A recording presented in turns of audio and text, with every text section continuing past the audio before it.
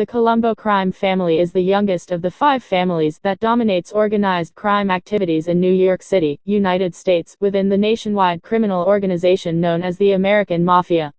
It was during Lucky Luciano's organization of the American Mafia after the Castellammarese War, and the assassinations of Giuseppe Joe the Boss Masseria and Salvatore Maranzano, that the gang run by Joseph Profaci was recognized as the Profaci crime family.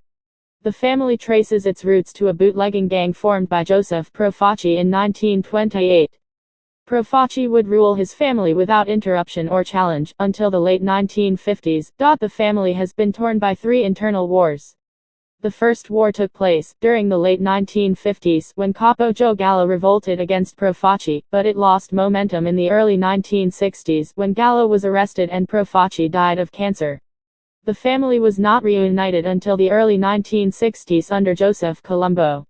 In 1971, the Second Family War began after Gallo's release from prison and the shooting of Colombo. Colombo's supporters led by Carmen Persico won the Second War after the exiling of the remaining Gallo crew to the Genovese family in 1975. The family would then enjoy over 15 years of peace under Persico and his string of acting bosses. In 1991, the third and bloodiest war erupted when acting boss Victor Orena tried to seize power from the imprisoned Carmen Persico. The family split into factions loyal to Orena and Persico, and 2 years of mayhem ensued. It ended in 1993, with 12 family members dead and Orena imprisoned, leaving Persico the winner more or less by default. He was left with a family decimated by war. Persico continued to run the family until his death in 2019, but it has never recovered from the war. In the 2000s, the family was further crippled by multiple convictions in federal racketeering cases and numerous members becoming government witnesses. Many levels of law enforcement believe that the Colombo crime family is the weakest of the 5 families of New York City. On March 7, 2019, longtime family boss Carmen Persico died in prison. The history or origins of the Colombo crime family. In September 1921, Joseph Profaci arrived in New York City from Villabate, Sicily, Italy. After struggling in Chicago with his businesses, Profaci moved back to Brooklyn in 1925 and became a well-known olive oil importer. On September 27, Profaci obtained his American citizenship. With his olive oil importing business doing well, Profaci made deals with friends from his old town in Sicily, and one of his largest buyers was Tampa mobster Ignazio Italiano. Profaci controlled a small criminal gang that operated mainly in Brooklyn. The dominant Cosa Nostra groups in Brooklyn were led by Frankie Yale, Giuseppe Masseria, Niccolo Schiro and Capo di Tutti Capi Salvatore Toto d'Aquila. On July 1, 1928, Yale was murdered by Chicago outfit boss Al Capone's hitmen. Capone murdered Yale because Yale refused to give Capone, a Neapolitan, control over the Unione Siciliana Fraternal Association. Yale's murder allowed Profaci and his brother-in-law, Joseph Magliocco, to gain territory for their small gang, including territory in Bensonhurst, Bay Ridge, Red Hook and Carroll Gardens, while the rest of Yale's group went to the Masseria family. On October 10, 1928, D'Aquila was murdered, resulting in a fight for D'Aquila's territory. To prevent a gang war in Brooklyn, a mafia meeting was called on December 5, 1928, at the Statler Hotel in Cleveland, Ohio. The site was chosen because it was neutral territory outside New York under Porello crime family control and protection. The main topic was dividing D'Aquila's territory. Attendees representing Brooklyn included Profaci, Magliocco, Vincent Mangano who reported to D'Aquila family boss Manfredi Mineo, Joseph Bonanno who represented Salvatore Maranzano, and the Castellammarese clan, Chicago mobsters Joseph Guinta and Pasquale Lordo, and Tampa mobster Ignazio Italiano. At the end of the meeting, Profaci received a share of D'Aquila's Brooklyn territory, with Magliocco as his second in command. The Castellammarese War.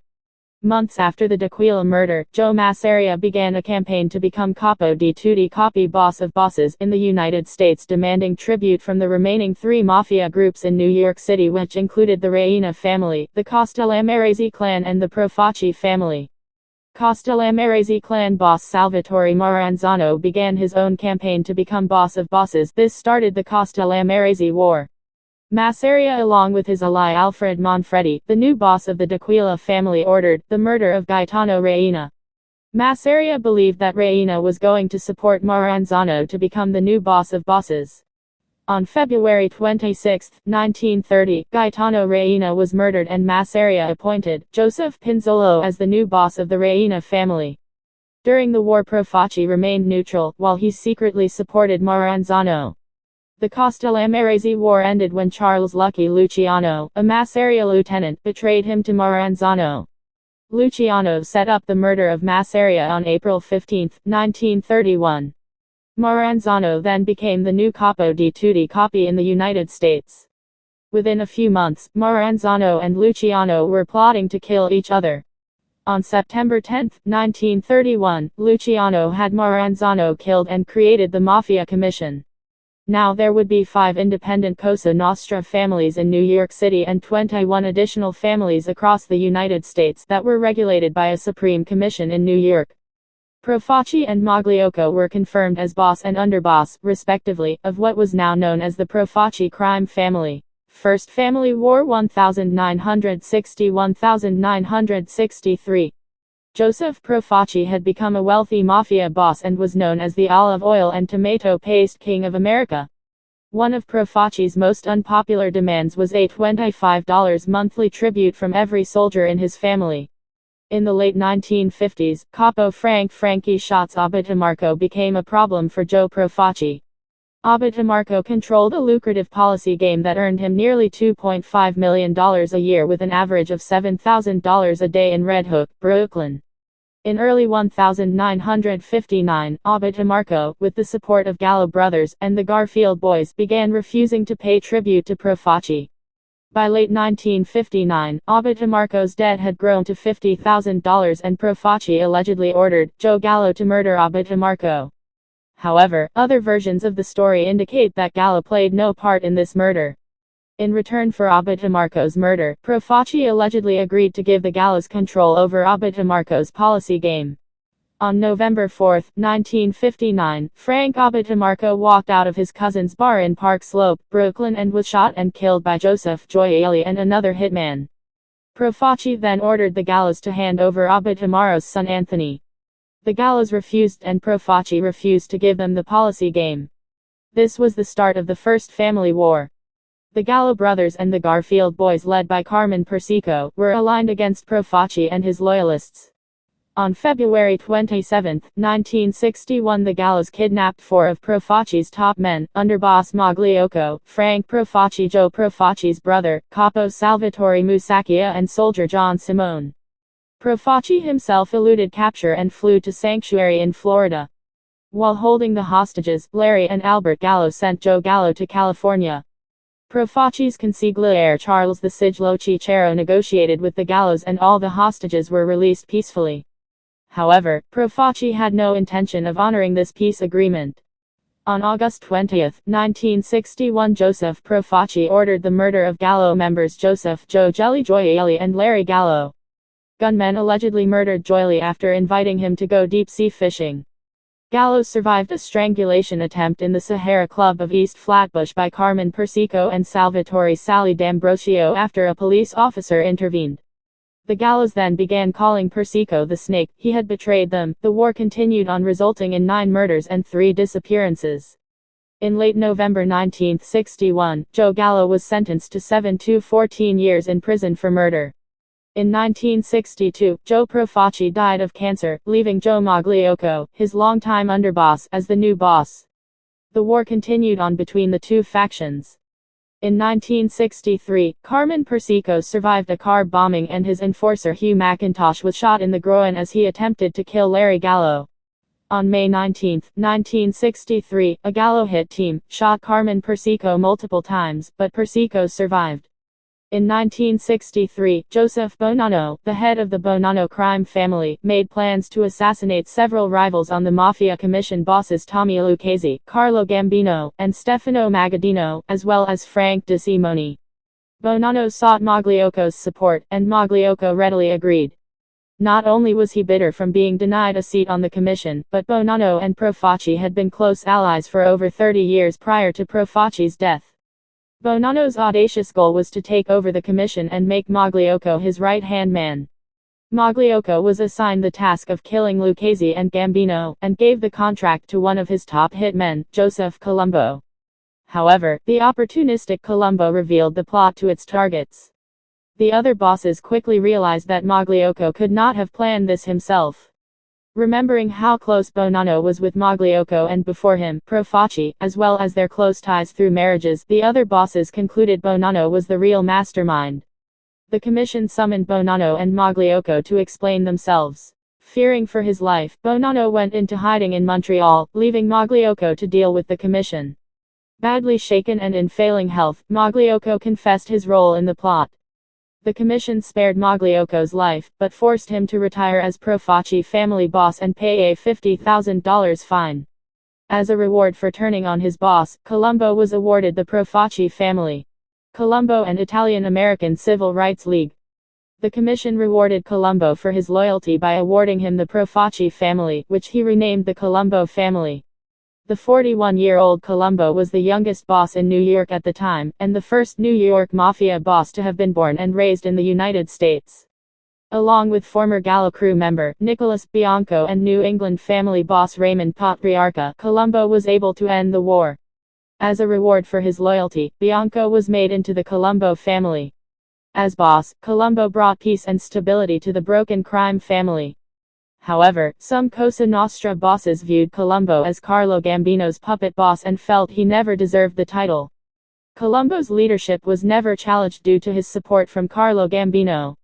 In 1968, Gallo crew leader Larry Gallo died of cancer.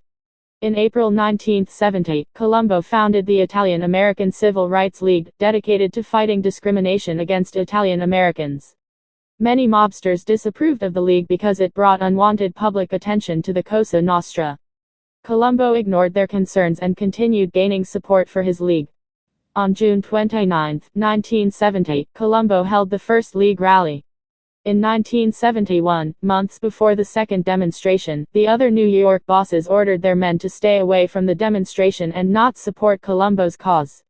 In a sign that the New York bosses had turned on Colombo, the league's chief organizer, Gambino family capo Joseph DeCicco, resigned ostensibly due to ill health. In 1971, Joe Gallo was also released from prison. At the time of his release, Gallo said the 1963 peace agreement did not apply to him, because he was in prison when it was negotiated. As a supposedly conciliatory gesture, Colombo invited Gallo to a peace meeting with an offering of $1,000. Gallo refused the invitation, wanting $100,000 to stop the conflict, to which Colombo refused, instigating the Second Colombo War. At that point, acting boss Vincenzo Alloy issued a new order to kill Gallo. Second Family War 1971–1975. On June 28, 1971, Colombo held the Second League rally, at Columbus Circle in Manhattan. As Colombo prepared to speak, a black man, Jerome A. Johnson, walked up to Colombo and shot him in the back of the head 3 times. Seconds later, Colombo's bodyguards shot Johnson to death. The shooting did not kill Colombo but left him paralyzed for the last 7 years of his life. He died of natural causes on May 22, 1978. Although many in the Colombo family blamed Joe Gallo for the shooting, the police eventually concluded that Johnson was a lone gunman, after they had questioned Gallo. Colombo's consigliere Joseph Iacovelli became the family acting boss, and he directed a new campaign to murder Joe Gallo and his crew.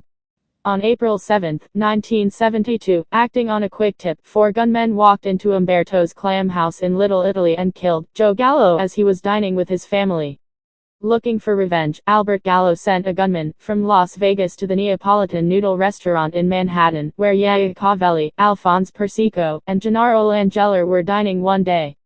However, the gunman did not recognize the mobsters and shot 4 innocent diners instead, killing 2 of them. After this assassination attempt, Iacovelli fled New York, leaving Carmen Persico as the new boss.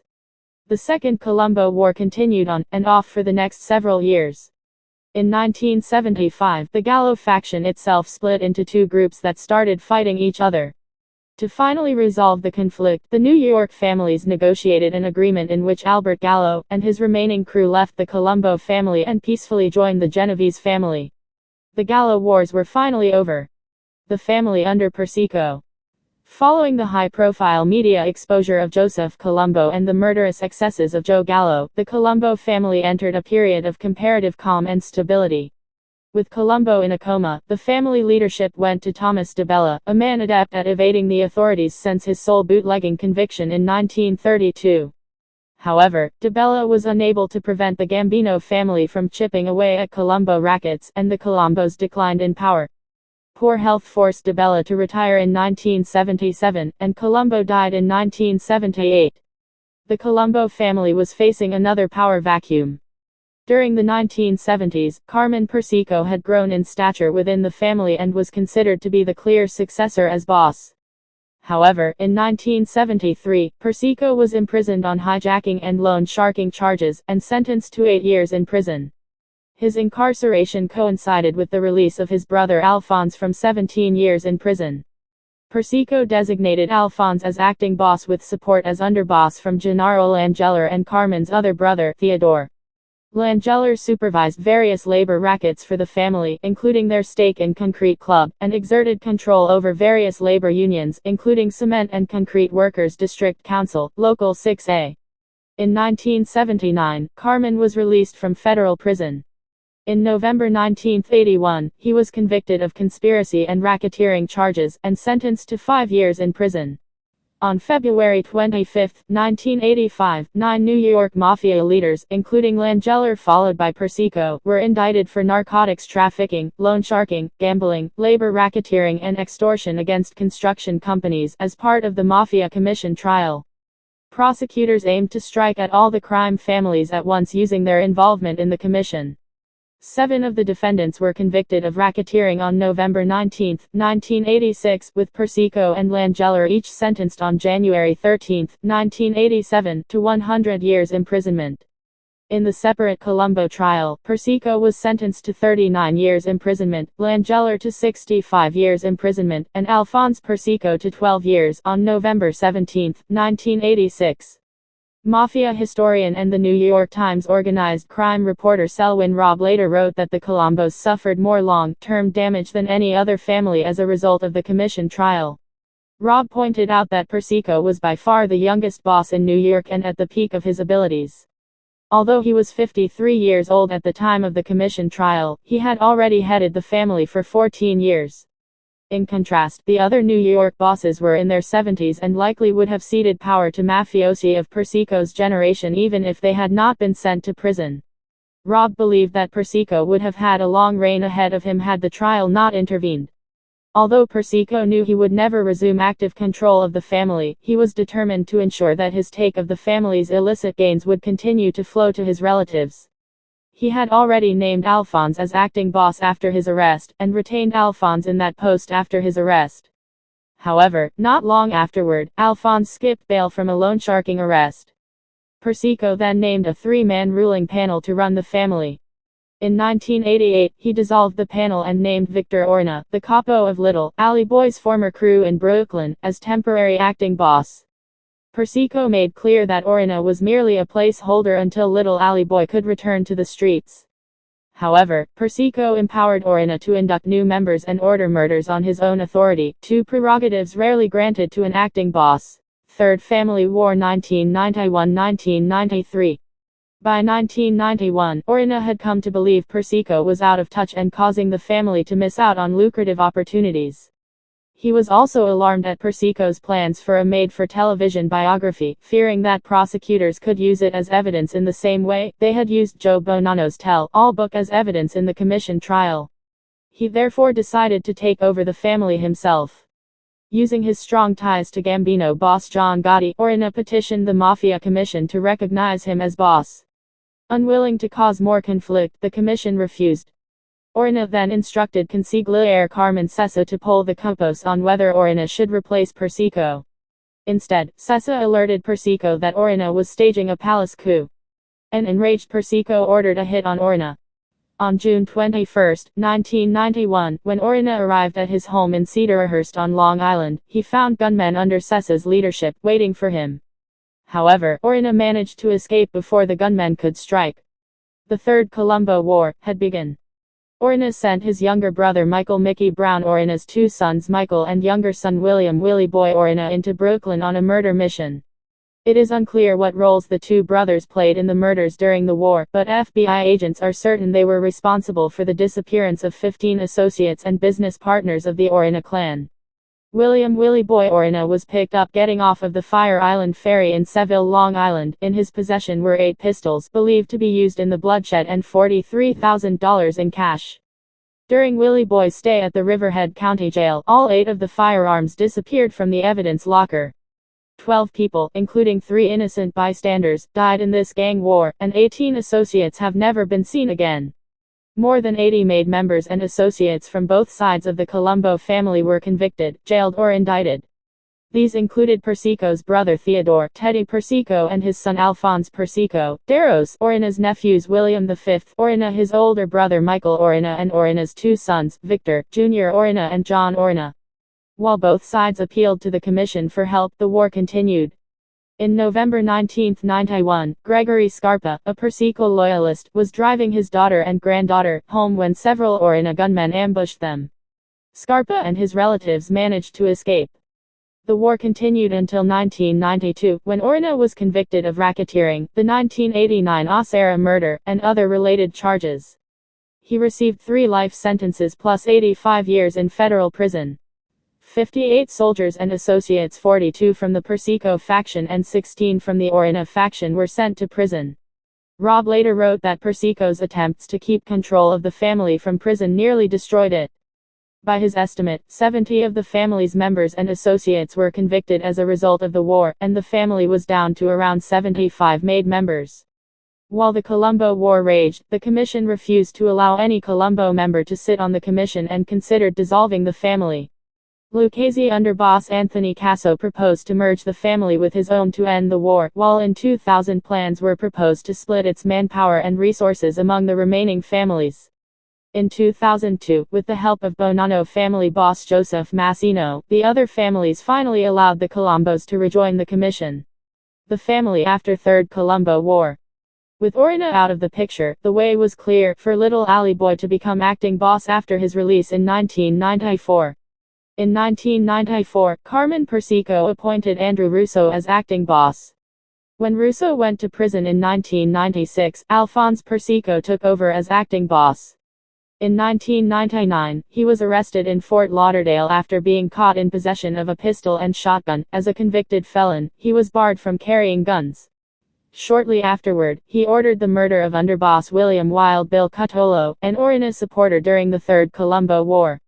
Cutolo's son, vowing revenge, offered to wear a wire and pose as a prospective Colombo associate.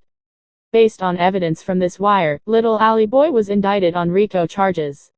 Realizing he stood no chance of acquittal, he pleaded guilty to the state charges in February 2000 and to the RICO charges in December 2001. In 2004, Alphonse Persico and underboss John Jackie Deros were indicted for the Cutolo murder. In December 2007, both men were convicted and sentenced to life in prison. Family consigliere Joe Aljo Waverly Cacus took over running the family until 2003, when he was imprisoned on murder and racketeering charges. The family then came under the influence of Thomas Tommy Shots Jolie, who took over as street boss.